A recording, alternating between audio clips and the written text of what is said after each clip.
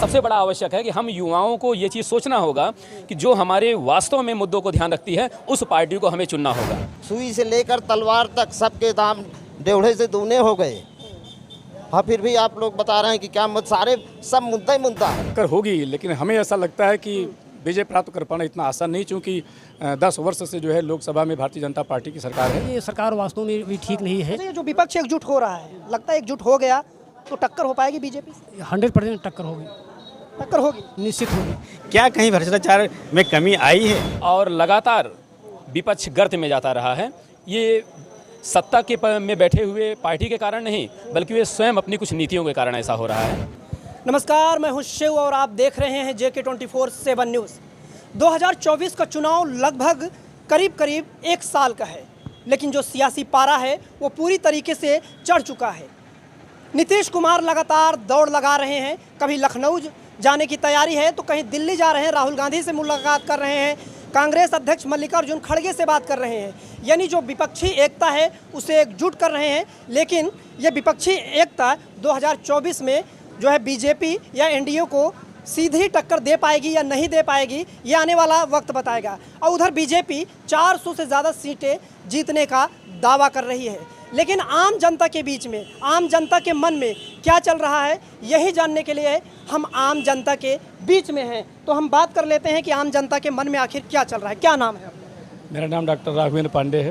पांडे जी, कैसे देख रहे हैं ये जो सियासी खेल खेला जा रहा है अभी से, कैसे देख रहे हैं? ये जो सियासी खेल चल रहा है, इसमें 2024 में सबसे बड़ा मुद्दा तो जो सरकारी कर्मचारी हैं जो 1 अप्रैल 2005 के बाद नियुक्त हुए हैं, उन लोगों के लिए ओल्ड पेंशन स्कीम के लिए है, जो पारिवारिक पेंशन मिलती थी। और हम समझते हैं कि जितने भी उसके बाद के भर्ती हुए अधिकारी कर्मचारी हैं, सबकी ये मांग है, ये प्रमुख मुद्दा रहेगा। और उस साथ में ये भ्रष्टाचार भी रहेगा। और भारतीय जनता पार्टी जैसे कि इसकी सरकार चल रही है, हमें ऐसा लगता है कि अभी जो विपक्षी एकता है उतनी मजबूत नहीं है। तो हो सकता है इन सब विसंगतियों के बावजूद भारतीय जनता पार्टी पुनः सरकार बनाने में सफल हो जाए। और इसके लिए जो है सभी जो विपक्षी पार्टियाँ हैं उनको बढ़ चढ़ करके अपने मुद्दे को जो बता रहे हैं कि ये मुद्दे होंगे ओल्ड पेंशन और भ्रष्टाचार, तो लगता है ये तो सत्ता के खिलाफ जाएगा ना? फिर आप कह रहे हैं बिल्कुल जाएगा, लेकिन जो विपक्ष है उस प्रकार से हमें मजबूत नहीं दिखाई पड़ता है कि जो है उस पर हावी हो पाए और उसको जो है लोकसभा में सरकार बनाने की सीटें मिल पाएंगी बावजूद इसके। अच्छा, लगता है कि ये जो ओल्ड पेंशन स्कीम है या भ्रष्टाचार है या महंगाई या बेरोजगारी है, इन मुद्दों पर वोट पड़ते हैं?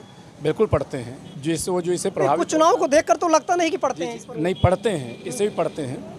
बेरोजगारी पर पड़ता है, जो आदमी व्यथित है, जो दुखी है, तमाम ऐसे वैकेंसीज आई हैं जो कोर्ट के चक्कर में पड़ी हुई हैं, 10-10 साल से लोग पड़े हुए हैं, न्याय नहीं हो पा रहा है और वो बेरोजगार लोग व्यथित हैं और निश्चित रूप से दुखी होकर के जो है जो वर्तमान में शासन रहता है, सरकार रहती है, उसके खिलाफ वोट देते हैं। अच्छा, ये बिहार जो जैसे नीतीश कुमार हो गए, तेजस्वी यादव हो गए, ममता बनर्जी से मिलने वाले हैं, अखिलेश यादव से मिले, अगर सारे एकजुट हो जाते हैं तो क्या लगता है टक्कर होगी?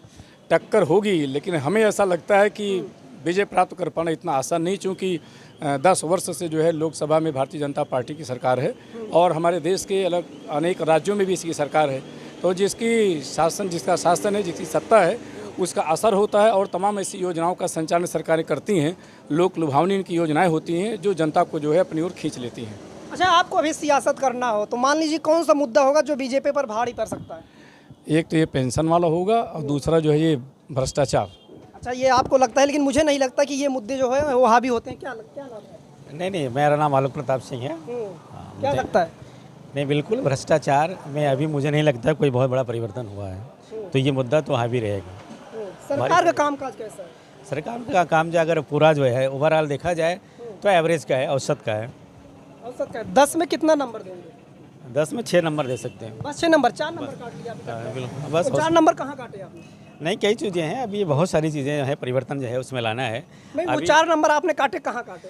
नहीं, देखिए, मैंने कहा ना भ्रष्टाचार तो अभी बिल्कुल जो मेन मुद्दा था हमारे प्रधानमंत्री जी का भी, वो भ्रष्टाचार था। उन्होंने यही कहा था कि भ्रष्टाचार मुक्त जो है हम समाज स्थापित करेंगे। नहीं, मुझे लगता है कि अभी ऐसा कुछ हो पाया है, उसमें कोई बढ़ोतरी नहीं हो पाई। भ्रष्टाचार, प्रधानमंत्री जी कहते हैं कि हम भ्रष्टाचारियों के खिलाफ मोर्चा खोले हैं, ईडी सीबीआई लगातार सक्रिय है। हाँ, बिल्कुल सक्रिय है, लेकिन मैं कहता हूँ अभी उसमें बहुत सारा कार्य करना बाकी है। क्या रह गया? जैसे अरे अभी तो मैंने कह रहा हूँ मुख्य मुद्दा तो आपका भ्रष्टाचार कैसे उसका हो पाए। भ्रष्टाचार उन्होंने कह दिया ठीक है, भ्रष्टाचार को ख़त्म करना है। आप ज़मीनी स्तर पे देखिए, भ्रष्टाचार कहीं भी अगर आप सर्वे कीजिए, आकलन कीजिए, क्या कहीं भ्रष्टाचार में कमी आई है? आप लोग भी घूमते रहते होंगे, आप देखिए कहीं कोई कमी है, मुझे प्रैक्टिकली नहीं लगता है कि भ्रष्टाचार में कोई कमी आई है।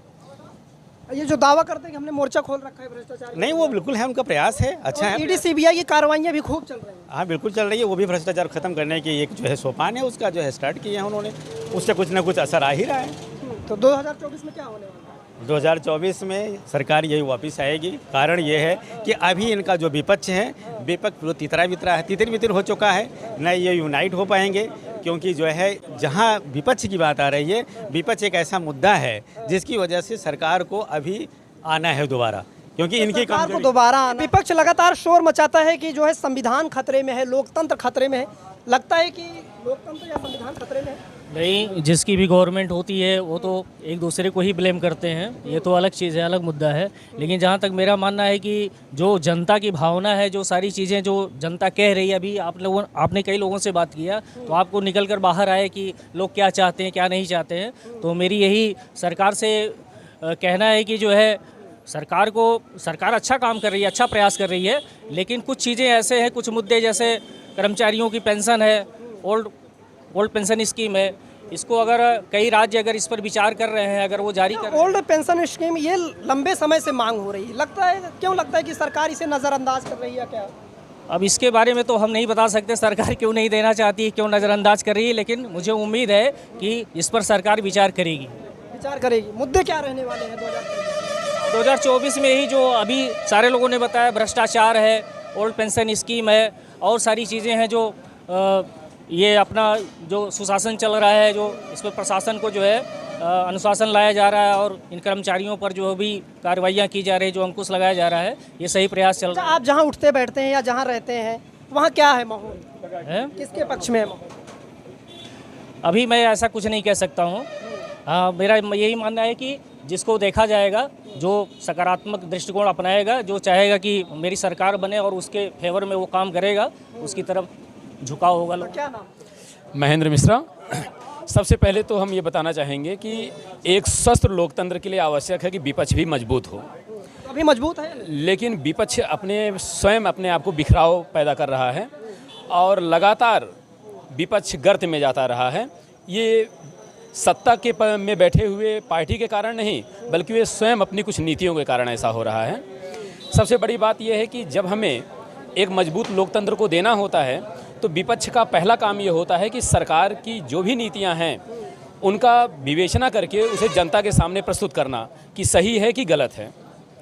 चाहे हमारा एजुकेशन डिपार्टमेंट हो, चाहे स्वास्थ्य डिपार्टमेंट हो, और सबसे बड़ा जो हमारा युवाओं का मुद्दा है रोजगार का, इन पे ना तो पक्ष ना तो विपक्ष कोई भी अपने पक्ष को नहीं रखता है।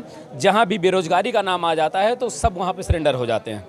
हमारे पास में नैनी औद्योगिक क्षेत्र है जहाँ पे लगभग 140 से ज़्यादा कंपनियाँ बंद पड़ी हुई हैं। अगर उनको ये चालू करा दिया जाए तो आसपास के कम से कम 10 जिलों का अपने आप विकास हो जाएगा। पूरे भारत का सबसे बड़ा जनसंख्या के दृष्टिकोण से प्रदेश आपका उत्तर प्रदेश है। लेकिन क्या यहाँ पर बड़ी बड़ी समितियाँ, बड़े बड़े उद्योग घरानों को नहीं लाया जा सकता? क्या यहाँ पर इंडस्ट्री स्थापित नहीं की जा सकती? ये कहीं ना बेरोजगारी का जिक्र किया, लेकिन युवा तो बीजेपी के साथ ही है। नहीं, देखिए, अगर किसी को गुमराह कर दिया जाए, क्योंकि वोट तो सबको किसी न किसी को देना है, इसलिए सबसे बड़ा आवश्यक है कि हम युवाओं को ये चीज़ सोचना होगा कि जो हमारे वास्तव में मुद्दों को ध्यान रखती है उस पार्टी को हमें चुनना होगा। जब तक हम पार्टिकुलर एक मुद्दे पर इलेक्शन नहीं लड़ेंगे या लड़वाएंगे, तब तक ऐसे ही चाहे सत्ता में जो आए, और वादे ये तो सब सारी पार्टियां करती हैं। सत्ता में चाहे जो आए वो हम लोगों के साथ बेवकूफ़ी वाला खेल ऐसे खेलती रहेगी, क्योंकि जनता को यहाँ पर बेवकूफ़ माना जाता है। कभी जाति के नाम पे बांटा जाता है, कभी धर्म के नाम पे बांटा जाता है, कभी कास्ट के नाम पे बांटा जाता है, और हम लोग आपस में बढ़ भी जाते हैं बड़े आसानी से। क्या नाम है? हमारा नाम राजकुमार सरोज। कैसे देखते हैं सरोज जी, ये क्या होने वाला है 2024 में? कौन सा मुद्दा है जो लगता है कि हावी होगा? भाई ये पढ़ाई लिखाई, बेरोजगारी, ये सब समस्या है। पढ़ाई लिखाई बेरोजगारी को क्या हो गया? भाई बेरोजगारी में है कि जो ये कंपनी फैक्ट्रियाँ थी ये सारी बंद हो गई, बेरोजगार बच्चे टहल रहे हैं, इनको रोजगार नहीं मिल पा रहा है, इसलिए ये मुद्दा है। ये मुद्दा लगता है कि ये मुद्दा बनेंगे 2024 में? निश्चित बनेगा मुद्दा। आप अगर वोट करने जाएंगे तो क्या देख कर वोट करेंगे? भाई कि ये सरकार वास्तव में भी ठीक नहीं है। ये जो विपक्ष एकजुट हो रहा है, लगता है एकजुट हो गया तो टक्कर हो पाएगी बीजेपी से? 100% टक्कर होगी। टक्कर होगी, निश्चित होगी। आपका नाम क्या है? रामहर्ष। क्या लग रहा है कि इस बार 2024 में कौन सा मुद्दा हावी होने वाला है? अरे सारे मुद्दे ही तो हैं। क्या मुद्दा है? पहली बात, मोदी जी कहे कि जो विदेशों में जमा धन है ये वापस लाके पब्लिक को देंगे। पब्लिक यहीं बैठे बैठे देख रहे हैं, लाइन लगा के खाता फ़ोटो खिंचाया, खाता खुलाया, आज तक उसको एक धेला नहीं मिला। इन्होंने कहा कि महंगाई बहुत ज़्यादा है, आज हम दाल 120 रुपये किलो लेने को मजबूर हैं। डीजल पेट्रोल लगभग बराबर हो गया। तो फिर भी जनता खुश तो है ना? जनता, अरे भाई ये गुजरात से जाके यूपी को सबसे बेवकूफ़ समझे, इसीलिए तो ये सब हो रहा है। अगर जनता ये समझ जाती कि हम 6000 दे रहे हैं, सिलेंडर 400 के ले रहे थे, आज हम 1200 के ले रहे हैं। अगर महीने में 12 तो 12 8 96, 9600 हम लिए। खाली एक आइटम की बात कर रहे हैं, 9600 हमसे लिए और हमको 6000 वापस कर दिए, तो हम फायदे में है कि सरकार फायदे में है? ये बताइए। खाली एक आइटम की बात हम कर रहे हैं। सुई से लेकर तलवार तक सबके दाम डेढ़े से दूने हो गए। हाँ, फिर भी आप लोग बता रहे हैं कि क्या सारे सब मुद्दा ही मुद्दा है। ये मुद्दा हावी होंगे जब पब्लिक समझ जाएगी, जब तक तो नहीं समझी। तो अभी समझ गए कि नहीं पब्लिक? अब पब्लिक के बीच में आप लोग जाते हैं, हम थोड़ी जाते हैं। तो 2024 चुनाव को लेकर के आखिर माहौल क्या है और मुद्दा क्या रहने वाला है, तो हम लगातार जनता के बीच में जा रहे हैं। तो इस समय हम प्रतापगढ़ इलाके में थे, उत्तर प्रदेश के प्रतापगढ़ इलाके में। यहाँ लोगों से सीधा संवाद किया ग्राउंड ज़ीरो से। इस पूरे तमाम जो बातचीत है इसे सुनने के बाद आपको क्या लगता है, अपनी राय कमेंट बॉक्स में ज़रूर बताएं।